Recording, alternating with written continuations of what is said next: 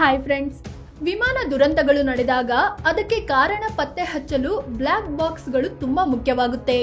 ಹಾಗಾದ್ರೆ ಈ black box ಅಂದ್ರೆ ಏನು? ಇದು ಹೇಗಿರುತ್ತೆ? ಇದರಲ್ಲಿ ಏನೆಲ್ಲ ಅಂಶ ರೆಕಾರ್ಡ್ ಆಗುತ್ತೆ? ವಿಮಾನದಲ್ಲಿ ಎಲ್ಲಿ ಇರುತ್ತೆ? ದುರಂತ ನಡೆದಾಗ ಬ್ಲ್ಯಾಕ್ ಬಾಕ್ಸ್ ಸೇಫ್ ಇರೋದು ಹೇಗೆ? ಎಲ್ಲವನ್ನು ಈ ವಿಡಿಯೋದಲ್ಲಿ ಹೇಳ್ತೀವಿ. ಅದಕ್ಕೂ ಮುನ್ನ ನೀವಿನ್ನು ನಮ್ಮ ಚಾನಲ್ಗೆ ಸಬ್ಸ್ಕ್ರೈಬ್ ಆಗಿಲ್ಲ ಅಂದ್ರೆ ಈ ಕೂಡಲೇ ಆಗಿ ಪಕ್ಕದ ಬೆಲ್ ಐಕಾನ್ ಮೇಲೆ ಕ್ಲಿಕ್ ಮಾಡಿ. ಬ್ಲ್ಯಾಕ್ ಬಾಕ್ಸ್ ಅಂದ್ರೆ ಏನು? ವಿಮಾನ ಟೇಕ್ ಆಫ್ ವೇಳೆ ನಡೆಯೋ 65% ದುರಂತಗಳು ಪೈಲಟ್ಗಳ ಎಡವಟ್ಟಿನಿಂದಲೇ ಆಗುತ್ತೆ. ಆದರೆ ವಿಮಾನ ದುರಂತ ಆದ ಕೂಡಲೇ ಅದಕ್ಕೆ ಕಾರಣ ಏನು ಅನ್ನೋ ಚರ್ಚೆ ಶುರುವಾಗುತ್ತೆ. ಅದಕ್ಕಂತಲೇ ಇರೋದು ಬ್ಲ್ಯಾಕ್ ಬಾಕ್ಸ್. ಬ್ಲ್ಯಾಕ್ ಬಾಕ್ಸ್ ಪ್ರತಿಯೊಂದು ವಿಮಾನ, ಹೆಲಿಕಾಪ್ಟರ್ನಲ್ಲೂ ಇರುತ್ತೆ. ವಿಮಾನ ಅಥವಾ ಹೆಲಿಕಾಪ್ಟರ್ ದುರಂತಗಳು ನಡೆದಾಗ ಯಾವ ಕಾರಣಕ್ಕೆ ದುರಂತ ನಡೆದಿದೆ ಅನ್ನೋದನ್ನ ಪತ್ತೆ ಹಚ್ಚಲು ಈ ಬ್ಲ್ಯಾಕ್ ಬಾಕ್ಸ್ ತುಂಬಾ ಮುಖ್ಯವಾಗುತ್ತೆ. ವಿಮಾನ ಹಾರಾಟದ ವೇಳೆ ಸಂಬಂಧಿಸಿದ ಎಲ್ಲಾ ಪ್ರಮುಖ ಅಂಶಗಳನ್ನು ರೆಕಾರ್ಡ್ ಮಾಡುತ್ತೆ. ಇದರಲ್ಲಿ ವಿಮಾನ ದುರಂತಕ್ಕೆ ತಾಂತ್ರಿಕ ದೋಷ ಕಾರಣನ, ಇಂಜಿನ್ ಫೇಲ್ಯೂರ್, ಹಕ್ಕಿ ಡಿಕ್ಕಿ, ಬೆಂಕಿ ಅಥವಾ ಮನುಷ್ಯರ ಎಡವಟ್ಟು ಕಾರಣನ ಅನ್ನೋದ್ರ ಕಂಪ್ಲೀಟ್ ಡೀಟೇಲ್ಸ್ ಇದರಲ್ಲಿ ಸಂಗ್ರಹವಾಗಿರುತ್ತೆ. ವಿಮಾನ ಹಾರುವಾಗಿನ ಪ್ರತಿಯೊಂದು ದಾಖಲೆಗಳನ್ನು ಪ್ರತಿ ಸೆಕೆಂಡ್ಗೊಮ್ಮೆ ರೆಕಾರ್ಡ್ ಮಾಡ್ಕೊಳ್ತಾ ಇರುತ್ತೆ. ಬ್ಲ್ಯಾಕ್ ಬಾಕ್ಸ್ ಒಳಗೆ ಏನಿರುತ್ತೆ?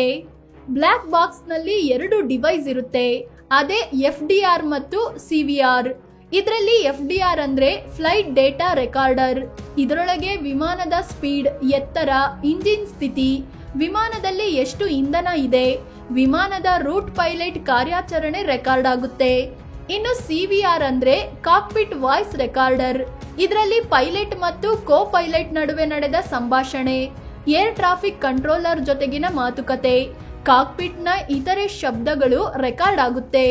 ಸಾಮಾನ್ಯವಾಗಿ ಕಳೆದ 2 ಗಂಟೆಯ ರೆಕಾರ್ಡಿಂಗ್ಸ್ ಇಟ್ಕೊಂಡು ಹಳೆಯದನ್ನ ಡಿಲೀಟ್ ಮಾಡುತ್ತೆ. ಬ್ಲ್ಯಾಕ್ ಬಾಕ್ಸ್ ಸೇಫ್ ಇರುತ್ತಾ? ವಿಮಾನ ದುರಂತ ಆದಾಗ ಎಲ್ಲವೂ ಸುಟ್ಟು ಬೂದಿಯಾಗಿರುತ್ತೆ. ಆದ್ರೆ ಬ್ಲ್ಯಾಕ್ ಬಾಕ್ಸ್ ಮಾತ್ರ ಸುರಕ್ಷಿತವಾಗಿ ಇರುತ್ತೆ. ಬೆಂಕಿ, ನೀರಿನಲ್ಲೂ ಇದಕ್ಕೆ ಏನು ಆಗೋದಿಲ್ಲ. ಇದನ್ನ ಸ್ಟೇನ್ಲೆಸ್ ಸ್ಟೀಲ್ ಮತ್ತು ಟೈಟೇನಿಯಂ ನಂತಹ ಗಟ್ಟಿಮುಟ್ಟಾದ ಮೆಟೀರಿಯಲ್ ನಿಂದ ರೆಡಿ ಮಾಡಲಾಗುತ್ತೆ. 1100 ಡಿಗ್ರಿ ಸೆಲ್ಸಿಯಸ್ ನ ಬೆಂಕಿ ಮತ್ತು 6000 ಮೀಟರ್ ಆಳದ ಸಮುದ್ರದಲ್ಲೂ ಸೇಫ್ ಇರುತ್ತೆ. 20,000 ಅಡಿ ಎತ್ತರದಿಂದ ಬಿದ್ದರೂ ಇದಕ್ಕೆ ಏನು ಆಗೋಲ್ಲ. ನೀರಿನಲ್ಲಿ ಮುಳುಗಿರಲಿ ಅಥವಾ ಅವಶೇಷಗಳ ನಡುವೆ ಸಿಲುಕಿರಲಿ, ಇದು ದುರಂತ ನಡೆದ ಬಳಿಕವೂ 30 ದಿನಗಳ ಕಾಲ ಸಿಗ್ನಲ್ ಕಳುಹಿಸುತ್ತಲೇ ಇರುತ್ತೆ. ಹೀಗಾಗಿ ಇದನ್ನ ಹುಡುಕೋದು ಕೂಡ ಸುಲಭವಾಗಿರುತ್ತೆ. ಹೆಸರಿಗೆ ಬ್ಲ್ಯಾಕ್ ಬಾಕ್ಸ್ ಅಂದ್ರೂ ಇದು ಕೇಸರಿ ಬಣ್ಣದ್ದಾಗಿರುತ್ತೆ. ಇದರಲ್ಲಿ ಡೇಟಾ ಸೇವ್ ಆಗೋಕೆ ಸಾಲಿಡ್ ಸ್ಟೇಟ್ ಮೆಮೊರಿ ಅಳವಡಿಸಲಾಗಿರುತ್ತೆ. ಇದು ಕ್ರ್ಯಾಶ್ ಪ್ರೂಫ್ ಆಗಿರುತ್ತೆ. ಇದನ್ನ ವಿಮಾನದ ಹಿಂಭಾಗದಲ್ಲಿ ಅಂದ್ರೆ ಬಾಲದ ಭಾಗದಲ್ಲಿ ಅಳವಡಿಸಲಾಗಿರುತ್ತೆ. ಬ್ಲ್ಯಾಕ್ ಬಾಕ್ಸ್ ತನಿಖೆ ಹೇಗೆ ನಡೆಯುತ್ತೆ? ಗುಜರಾತ್ನ ಅಹಮದಾಬಾದ್ನಲ್ಲಿ ಪತನ ಆಗಿರೋದು ಬೋಯಿಂಗ್ ಸಂಸ್ಥೆ ನಿರ್ಮಿಸಿದ ಏರ್ ಇಂಡಿಯಾ ವಿಮಾನ ಆಗಿರೋದ್ರಿಂದ ಈ ಎರಡೂ ಸಂಸ್ಥೆಗಳ ತಜ್ಞರು ಮೊದಲಿಗೆ ಡೇಟಾ ವಿಶ್ಲೇಷಣೆ ಮಾಡ್ತಾರೆ. ಲ್ಯಾಬ್ಗೆ ತಗೊಂಡು ಹೋಗಿ ತನಿಖೆ ನಡೆಸ್ತಾರೆ. ಕ್ರ್ಯಾಶ್ ಆದ ಜಾಗದಲ್ಲಿ ವಿಮಾನದ ಅವಶೇಷಗಳನ್ನು ಕೂಡ ಪರಿಶೀಲಿಸಲಾಗುತ್ತೆ. ಬ್ಲ್ಯಾಕ್ ಬಾಕ್ಸ್ ನಲ್ಲಿ ರೆಕಾರ್ಡ್ ಆಗಿರೋ ವಾಯ್ಸ್, ತಾಂತ್ರಿಕ ಡೇಟಾಗಳನ್ನು ಚೆಕ್ ಮಾಡ್ತಾರೆ. ಜೊತೆಗೆ ಎಲ್ಲಾ ಅಂಶಗಳನ್ನು ಡೀಟೇಲ್ ಆಗಿ ಪರಿಶೀಲಿಸಿ ವಿಮಾನ ಪತನಕ್ಕೆ ಕಾರಣ ಏನು ಅನ್ನೋ ನಿರ್ಧಾರಕ್ಕೆ ಬರ್ತಾರೆ. ಈ ಪ್ರೋಸೆಸ್ ಹಲವು ದಿನಗಳಿಂದ ವಾರದವರೆಗೆ ಬೇಕಿದ್ರೂ ಆಗಬಹುದು.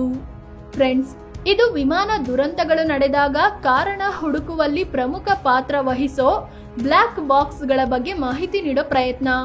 ಇಂತಹ ಮತ್ತಷ್ಟು ಮಾಹಿತಿಗಾಗಿ ಮೀಡಿಯಾ ಮಹಾನ್ ಚಾನಲ್ಗೆ ಸಬ್ಸ್ಕ್ರೈಬ್ ಆಗಿ ಪಕ್ಕದಲ್ಲೇ ಇರೋ ಬೆಲ್ ಐಕಾನ್ ಮೇಲೆ ಕ್ಲಿಕ್ ಮಾಡಿ. ಧನ್ಯವಾದ.